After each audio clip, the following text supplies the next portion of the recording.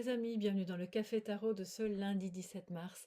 J'espère que vous allez bien, soyez tous les bienvenus une petite dernière fois, quoique, hein, dans mon ancien bureau, parce que point de vue organisationnel, étant encore, et vous le voyez tout le bazar, en plein déménagement, en tout cas maintenant pour les dernières affaires, on va dire comme ça, j'en ai profité pour faire ça ici, c'est plus facile pour celui-ci, de ce jour-ci. Alors c'est pas impossible, vu que ce bureau-ci fait partie de l'endroit où je vis, que de temps en temps j'y reviendrai encore, mais le plus clair de mon travail va se passer maintenant dans le bureau de consultation où je fais aussi bien sûr les consultations en présentiel. Et puis pour toutes celles et ceux qui, bien, très bientôt, ça va se mettre vraiment en place tout bientôt, demandent des guidances privées. Jusque-là, c'était je me connecte à vos énergies et puis en fait vraiment je fais toute la guidance on va dire en différé, voilà, je vous l'envoie ensuite. Donc j'ai juste besoin de votre nom, votre prénom, votre date de naissance et puis voilà votre question et c'est parti. Puis bon, là je me dis, c'est peut-être l'occasion justement de mettre en place les guidances pour celles et ceux qui le veulent, en face à face, qu'on puisse converser à l'aise et que vous puissiez me poser peut-être d'autres questions qui vous viennent au moment de la guidance. Donc ça va se faire là maintenant que que je me suis installée. Alors les amis, trêve de parlotte, on y va parce que c'était une grande intro avec le tarot. Alors je sais même pas quel tarot c'est en fait à vrai dire. C'est voilà plutôt dans l'optique tarot de Marseille, mais non, ça n'en est pas un. Et puis assez vintage, hein, comme vous pouvez le voir. Et alors un petit oracle qui lui aussi est à l'ancienne, voilà, pour compléter les messages. Et ensuite un autre oracle de sagesse, ça s'appelle l'oracle de la sagesse d'ailleurs. Tout est ok, je crois que je vous ai tout dit les amis, on peut y aller. Et j'espère que pour vous tout va bien, que votre semaine commence bien. Alors, qu'est-ce qu'on a ici? Nous avons le valet d'épée qui vient en positif, donc on est content. Transparence, honnêteté, peut-être une nouvelle idée qui vous vient pour quelque chose, un projet, une manière de résoudre un problème qui se pose à vous peut-être. En tout cas, c'est une énergie assez jeune, assez dynamique et assez transparente aussi.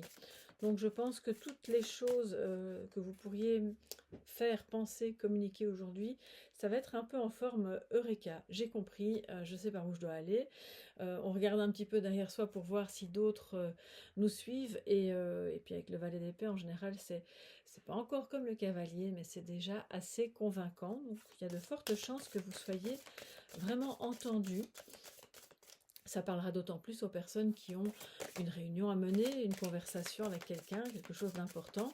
Si ce n'était pas prévu au programme, à la limite, c'est peut-être le bon jour pour le faire. Ouais. Le valet d'épée en positif, oui, je crois que si vous aviez prévu de le faire à un autre moment, peut-être, voyez si c'est possible d'intervertir et de prévoir cette conversation, cette réunion aujourd'hui.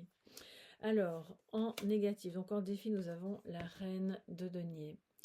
Alors, la reine de denier en défi nous dit qu'il y a une insécurité qui est probablement, pour certains, d'abord d'ordre matériel, mais pas que. C'est peut-être une difficulté à se sentir soit bien accueilli chez soi, soit comme une forme d'incapacité à gérer bien le foyer, à vous sentir celle qui mène la danse, hein. Normalement la reine de denier, voilà, c'est elle qui va vraiment dire aux autres, ok, vous êtes les bienvenus chez moi, je peux t'aider, ma porte est ouverte, sa maison est toujours vraiment accueillante, bien gérée, et ses affaires aussi. Donc là, je pense qu'aujourd'hui c'est le défi parce qu'il semble y avoir une petite insécurité de ce côté-là. Rien de bien méchant de ce que je ressens. Alors on a deux cartes qui ont sauté. La première, le riche, le corrupteur. Bon, c'est un jeu à l'ancienne, hein, les amis. Drôle d'appellation, moi c'est précisément ce que j'aime bien dans ces jeux. Qui est en positif, la deuxième qui vient donc en défi. Et nous avons l'obstacle. Ouais. Il y a un obstacle qui est financier ou qui est dans une insécurité à l'intérieur de vous. Oui, c'est ok, ça va. C'est le même jeu. C'est un obstacle qui est peut-être posé par une femme qui... Alors, j'ai entendu qui s'immisce. Qu'est-ce que ça veut dire, ça? Oui.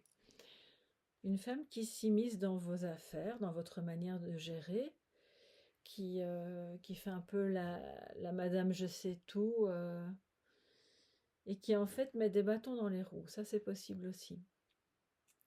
Un peu, vous savez, la, la caricature de la belle-mère envahissante. Ouais, c'est vraiment ça ici. Donc, bon, bah, si c'est le cas, c'est pas très grave. On lui propose de revenir un autre jour, voilà, quand l'humeur sera meilleure. Mais sinon, c'est pour moi plutôt le fait de dépasser à l'intérieur de soi l'obstacle de cette insécurité, peut-être matérielle, peur de ne pas y arriver, de ne pas pouvoir gérer, de ne pas avoir suffisamment de fonds, de ne pas être la personne sur qui on peut vraiment compter. Ou bien, vous avez, et c'est possible aussi avec la configuration de ces cartes, une difficulté vis-à-vis de quelqu'un qui... Vous n'avez pas confiance, vous vous dites... Et c'est ça l'obstacle. Ouh là là, cette personne-là, je ne vais pas lui confier ni mes enfants, ni mes affaires, ni rien du tout parce que je ne la sens pas. Donc, quelque part, le riche corrupteur qui vient en positif, avec le valet d'épée, ça veut dire que tout ce que vous allez faire va être transparent, justement, parce que la corruption, c'est pas très transparent, mais elle vient en positif. Donc ça veut dire que peut-être vous allez voir, alors si jamais vous avez un métier pas dans le marketing, mais plutôt dans la comptabilité, dans la finance, etc., vous pourriez bien être celui ou celle qui va découvrir quelque chose d'un peu louche dans les comptes et en faire part à la direction. Ou, ouais, ça peut être une corruption, comme ça peut être du détournement, des choses un peu... ou des dépenses un peu occultes, enfin vous voyez tout ce qui peut se passer dans des comptes, hein. Ça c'est seulement si ça vous concerne professionnellement. Mais ce qui est positif, c'est surtout que quel que soit le domaine, même si c'est pas matériel, au niveau relationnel, on voit, vous n'êtes pas influençable. Parce que le corrupteur, c'est celui qui manipule, évidemment, hein, qui va peut-être aussi flatter. Donc là, il n'y a pas d'influence, tout est net, tout est transparent, vous voyez bien clair dans le jeu de tout le monde, ce qui permet d'aller de l'avant, hein, ça remet un dynamisme, et ça c'est vraiment très très bien.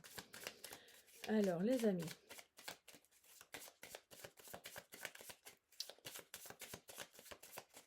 qu'est-ce que nous avons d'autre en troisième carte? Et nous avons... Alors, excusez-moi, je ne sais pas lire, j'ai pas mes lunettes. Alors ça c'est fort quand même. Bellone, et là nous avons... Oui. Il y a... C'est ça, en fait c'est cette... voilà, la belle, hein, la jolie femme, on va dire, voilà, comme ça, mais qui malgré tout a une épée, hein, elle a une épée en main. On la lui fait pas, elle se bat pour ce qui lui semble juste. On a d'ailleurs la roue du chariot juste à côté, donc elle est en mode conquérante. C'est une superbe énergie pour combattre les mensonges, les éventuelles corruptions. De toute façon, c'est en positif, donc je pense qu'aujourd'hui, il n'y aura pas de souci de ce côté-là. Ou simplement des gens qui ne sont pas transparents et vous disent « Oui, oui, t'inquiète, je gère, tout va bien ». Et puis vous sentez qu'il y a quelque chose d'un petit peu moyen. Et là, en fait, c'est une femme qui dit bon, ben là, maintenant, on va faire le nettoyage, j'y vais.